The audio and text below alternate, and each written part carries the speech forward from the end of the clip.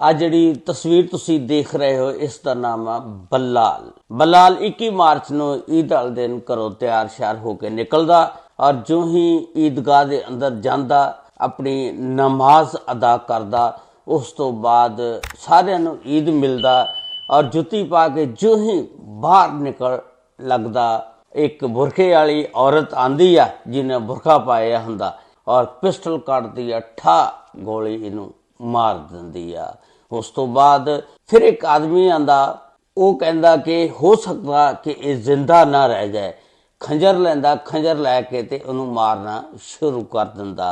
उस तो बाद आवाम उत्थे बड़ी ईद वाले दिन हुंदी आ इकट्ठी। उस तो बाद फटाफट 15 ते कॉल करते हैं और उन्होंने हस्पताल लैके जाया जाता। जो ही हस्पताल लैके जाया जाता वो फस्ट एड दे दिंदे ने। उस तो बाद कहते हैं इनू फौरी तुसी लाहौर लै जाओ, लेकिन वो रस्ते दे विच अल्लाह नू प्यारा हो जाता। उसकी मुकम्मल तफसीलात अज दी इस वीडियो दे विच मैं तुहाडे नाल शेयर करांगा कि ये कौन सी बुरखे वाली। ये बुरखे वाली तो बाद फिर वो बंदे ने उन्होंने खंजरां दे नाल क्यों मारिया, किहड़ी दुश्मनी सी उन्हां दी इहदे नाल, उसकी मुकम्मल तफसीलात अज दी इस वीडियो दे विच मैं तुहाडे नाल शेयर करांगा। ये वाकया शेखूपुरा मुरीदके दा वाकया आ। उत्थे एक फैमिली रहिंदी आ, उस फैमिली के सरबराह का नाम है बिलाल। बिलाल की शादी हुई आ, बिलाल के 2 बच्चे ने। बिलाल दियां 8 भैणां ने, बिलाल 8 भैणां दा इक्को ही भाई आ। बिलाल ईद वाले दिन अपने कपड़े शपड़े पा के उत्थे जाके फिर नमाज ईद अदा करते ने। उस तो बाद खुतबा हुंदा, खुतबा सुनते ने। उस तो बाद दुआ हुंदी है। तो बाद बिलाल फिर गले मिलदा ईद सारिਆਂ ਨੂੰ मिल मुल के जिस वेले जुत्ती पांदा, जुत्ती पा के बाहर निकलण लगदा ते एक बुरखा पा के औरत आंदी आ और पिस्टल कढ के ते ठा ਉਹਨੂੰ गोली मार दिंदी आ। उस तो बाद बिलाल जिहड़ा डिग जांदा, फिर एक होर बंदा पिछों आंदा खंजर लैके बिलाल नूं खंजर मारने शुरू कर दिंदा। उस तो बाद फिर जिस वेले बिलाल डिग जांदा, वो बुरखे वाली औरत जिहड़ी आ रौला पाउण लग पैंदी आ कि असीं अज अपना बदला लै लिया, असीं अज अपना बदला लै लिया। उस तो बाद आवाम जिहड़ी आ उत्थे ईद पढ़न आई हुंदी आ, चूंकि बड़ा रश हुंदा, वो फौरी तौर ते मुलजमान नूं पकड़ लैंदा और फिर 15 ते कॉल करते हैं ते मुतलका थाने की पुलिस जिहड़ी आ मौके ते पहुंच जाती आ। उस तो बाद बिलाल नूं चुक्या जाता, चुक के हस्पताल DHQ पहुँचाया जाता। उत्थे फस्ट एड देने तो बाद डॉक्टर कहते हैं इनू फौरी तुसी लाहौर लै जाओ। हुण रस्ते दे विच लिजा रहे ने ते वो अल्लाह नू प्यारे हो जाते ने। उस तो बाद फिर पुलिस जिहड़ी आ एक FIR दर्ज करदी आ। उस तो बाद जिहड़े लवाहिकीन ने वो दसदे ने कि साडी दुश्मनी का आगाज़ इत्थों होया कि एक बिलाल दा दोस्त सी जिहदा नाम सी अबू बकर।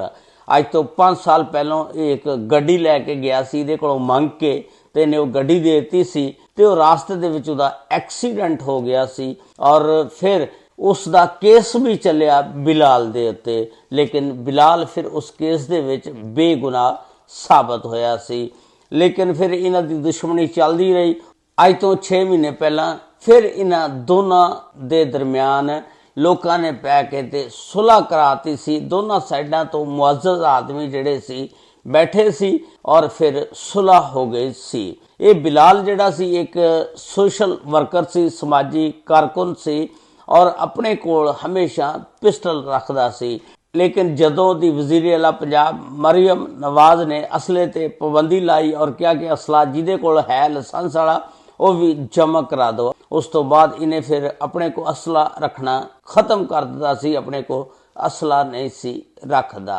उहदे लवाहिकीन जिहड़े ने बिलाल दे इल्जाम लगा रहे ने कि ये जदों औरत ने हमला किया जिसका नाम सालेह सी, इहदे शौहर का नाम अब्दुल्ला खान सी। इन्होंने अपने 2 बच्चे भी पिछे खड़े किए हुए सी जिसका नाम अबैदुल्ला और नासर सी। उन्होंने ये कहा सी कि अगर यह बिलाल साडे वालदैन कोलों ना मरिया तो असी फिर इनू पकड़ांगे। इस तरह फिर पुलिस ने जिहड़ी है एक FIR इन्हां दे खिलाफ कटी और मुलजमान नू गिरफ्तार कर लिया। ये जदों वाकया पेश आया ਉਸ ਤੋਂ ਬਾਅਦ ਫੌਰੀ ਤੌਰ ਤੇ ਇੰਡੀਆ ਕਿੱਦਾਂ ਖਬਰ ਗਈ ਸਮਝ ਨਹੀਂ ਲੱਗੀ।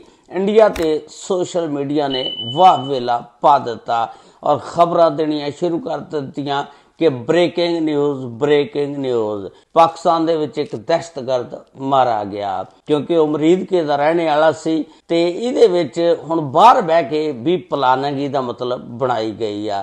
ਇਹਦੇ ਮੁਤਲਕ ਫੌਰੀ ਤਹਿਕੀਕਾਤ ਹੋਣੀ ਚਾਹੀਦੀ ਆ ਕਿ ਇਹ ਕਿਸ ਤਰ੍ਹਾਂ ਪਲਾਨਿੰਗ ਇਹਦੀ ਬਾਹਰ ਬਹਿ ਕੇ ਜਿਨ੍ਹਾਂ ਨੇ ਬਣਾਈ ਆ ਉਹਨਾਂ ਦਾ ਵੀ ਕਿੰਨਾ ਕੁ ਹੱਥ ਆ ਇਹਦੇ ਵਿੱਚ, ਇਹ ਸਾਰੀ ਤਹਿਕੀਕਾਤ ਹੋਣੀ ਚਾਹੀਦੀ ਆ। ਇਹ ਜਿਹੜੇ ਮੁਲਜ਼ਮਾਨ ਨੇ ਜਿਹਦਾ ਨਾਮ अब्दुल्ला खान और इहदी बीवी साले और 2 बेटे अबैदुल्ला और नासर, ये किस तरह जदों एक सुलह हो गई 6 महीने पहले, उस तो बाद इन्हां ने दिल दे विच रंजिश क्यों रखी और फिर ये जेड़े दस रहे ने कि ये उस अबू बकर जेड़ा रोड एक्सीडेंट दे विच मारिया गया सी उहदे रिश्तेदार सी लेकिन मां प्यो भी नहीं सी हैगा, ना भैन भरा सी, रिश्तेदार सी।